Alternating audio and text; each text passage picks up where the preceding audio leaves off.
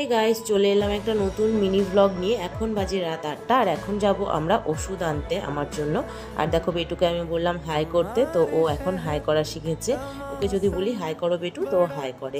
আর তার আগে দেখো দেখিয়ে দিই বেটু ঘরের কি অবস্থা করেছে। পুরো খেয়াল না দিয়ে পুরো ঘরটাকে এলোমেলো করে রেখে দিয়েছে। যদিও আমাদের যাওয়ার কথা ছিল না, বরেরই যাওয়ার কথা ছিল, তো বেটু ওর সাথে যেতে চাইছিল। দেন আমি বললাম তাহলে আমাদের দুজনকেই নিয়ে চলো, রাতে একটু ঘুরেও আসবো, বেটুরও ভালো লাগবে। তো বর আবার এখানে শর্ত রাখলো যদি মাটন রোল খাও তাহলে নিয়ে যাবো। আমিও শর্তটা মেনে নিলাম, ভাবলাম ঘোরার সাথে সাথে কিছু খাওয়াও হয়ে যাবে। বেরিয়ে প্রথমেই চলে গেছিলাম পেট্রোল পাম্পে, কারণ স্কুটিতে তেল কম ছিল, তারপর আবার চাকায় হাওয়াও কম ছিল, তো হাওয়াও দিয়ে নিয়ে তারপর চলে এসেছি আমরা নর্থ বেঙ্গল মেডিকেল কলেজে। একটা ন্যায্য মূল্যের ওষুধের দোকান আছে সেখানে। এখানে এসে 10-15 মিনিট ধরে দাঁড় করিয়ে রাখার পর বলছে ওষুধটা নিয়ে। আর দাঁড়িয়ে থাকতে থাকতে বেটু এই দিকে ঘুমিয়ে গেছে। তারপর ওখান থেকে গেলাম অন্য একটা দোকানে, সেই দোকান থেকে আমাকে বাচ্চাদের ওষুধ দিচ্ছিল, মানে ওই দোকানে ওষুধটা ছিল না। দেন আরেকটা দোকানে এসে ফাইনালি এই দোকানে ওষুধটা পেয়েছি। তো এবার আমরা যাচ্ছি মাটন রোলের দোকানে। দোকানে এসে দুটো মাটন রোল অর্ডার করে দিয়েছি, আর ভাবলাম যতক্ষণ রোলটা দিচ্ছে ততক্ষণ একটু স্যুপ খেয়ে নিই। বাট স্যুপটা এত গরম ছিল কি আর বলবো, তাই আমি এনে স্কুটির ওপর রেখে দিয়েছিলাম।